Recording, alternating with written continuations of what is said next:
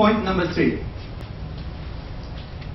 Investors are looking for the problem. Sure grasp of the problem is an important factor for investors to perceive. Successful businesses know the problem which exists in the market.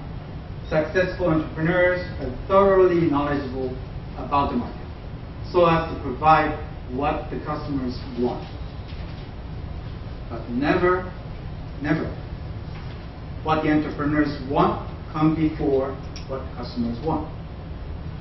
I teach business plans, and almost always students come to me with a business plan with this red line. This is what I want to do. And I ask them, do you know who the customers are? Do you know what the customers want? I guess if I build something good, they'll buy it. That's not the way you do it. Know your customers first. Then come up with a solution. Also, have you heard the word niche marketing? Niche marketing is something that marketing need that you can identify to the individual level. And if you bring him or her the solution, he will buy it, he will use it. That's niche marketing. Let's suppose you have a bottle of water you want to sell. Anybody will drink it, right? But nobody's going to buy it. But let's suppose you have a bottle of water that says weight, body weight. In other words, you want to lose weight, drink this water. Bring it to someone who has a weight issue. You have a customer.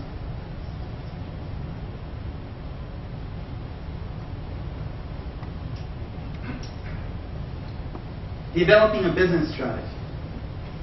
Clearly state the problem and why it is important for the market. Common mistakes include you're assuming investors, readers understand market or the nature of the problem. There's no problem stated. There are multiple problems mentioned. Oftentimes I see business plans so complex that it's trying to please many people from the beginning. It just doesn't take off. Try to make it very simple and try to please just one customer first. And you have a very good business plan. Size of the problem, developing a business strategy. Size is important too. If you're coming up with a business strategy, marketing strategy, make sure your potential market is sizable. I mentioned niche marketing, right? Why am I talking about this, right? Niche marketing is not contradictory to this. Niche is always one startup case, but you must find the method or application that you can scale up the niche. If you incorrectly find the niche marketing or niche market, you're going to box yourself into a small market and you're going to fail. So when you start a business or start a business idea, make sure you check this.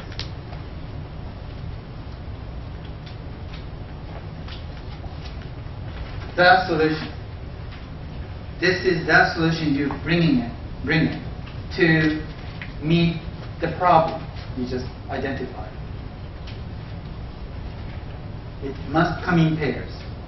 The problem, the issue, and the solution.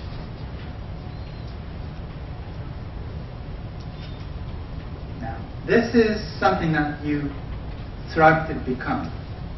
You want to be the only one provider of the solution that you provide. If your person next door provides the same thing as you do, what's your edge?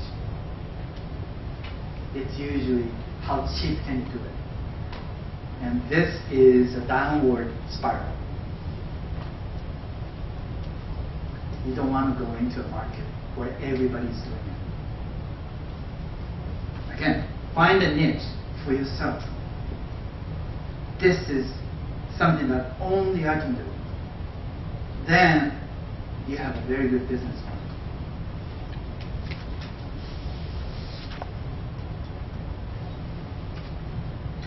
Common mistakes in the finding a solution.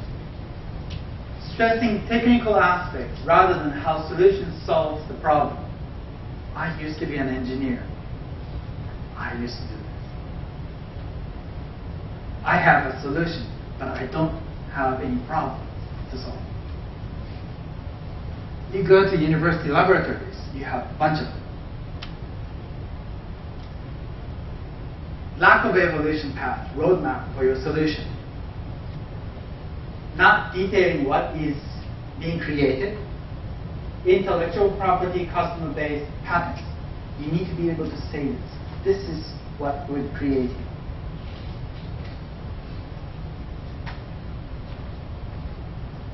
Do you know what branding is?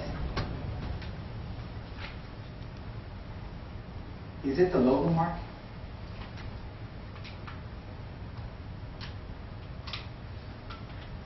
Like you see Toyota, right? You see that logo mark? That's not exactly a brand. Or is it how you promote yourself in the advertisement? Branding is something that resides inside of you. It's the sort of expectation you build when you see something. Let's say I see Toyota.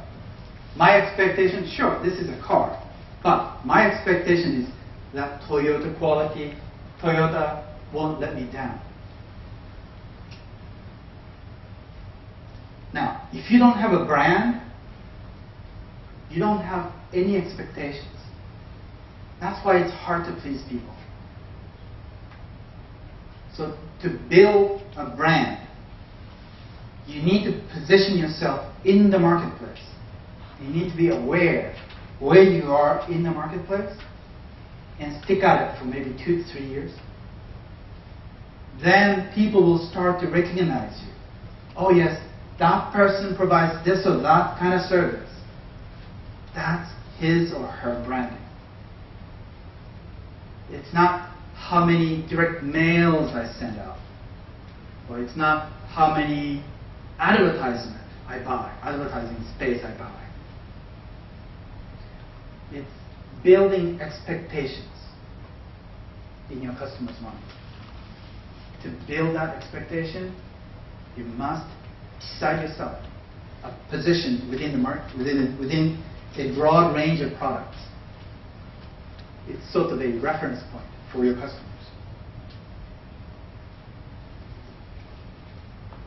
Branding also limits you as to what you can do. Let's suppose Toyota. Toyota is a great brand. No, better yet, Sony Corporation. Sony is a great brand name, right? Walkman, sort of old. Now, what do you say if Sony's next new product is cosmetics? What do you think? Are you going to recommend to your girlfriend you should buy this? Actually, that's what Sony did. Sony once had a subsidiary company called Sony Cosmetics. It didn't go well. So the brand sort of predefines what you can do.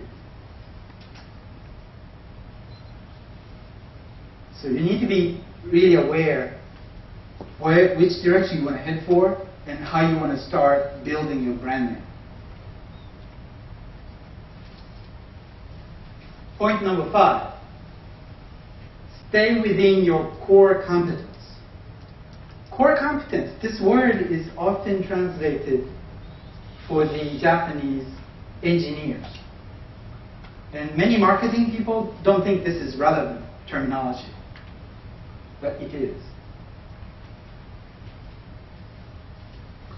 Bain & Company, it's a investment firm and also marketing research firm. It conducted a research and found out more than 70% of large-scale companies that started a new business outside of their core competence field failed. You must stay within your core competence when expanding into a new business. What is core competence? It is your familiarity with the special industry-specific knowledge for doing business. In Japanese, this is what I translate, tochikan. If you don't have it, you're going to fail your business again. Usually it takes about 3 years to build sufficient knowledge about this. One test I can propose to people who are proposing a new business.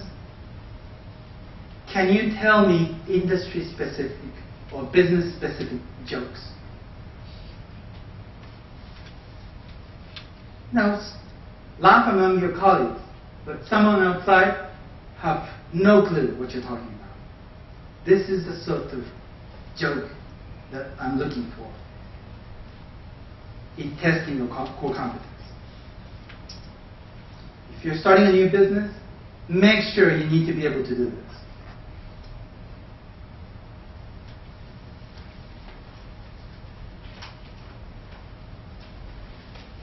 Another thing, which is related to core competence, is track record. In the case of company, it's the company's track record. If you're an entrepreneur, your personal track record. What have you done so far?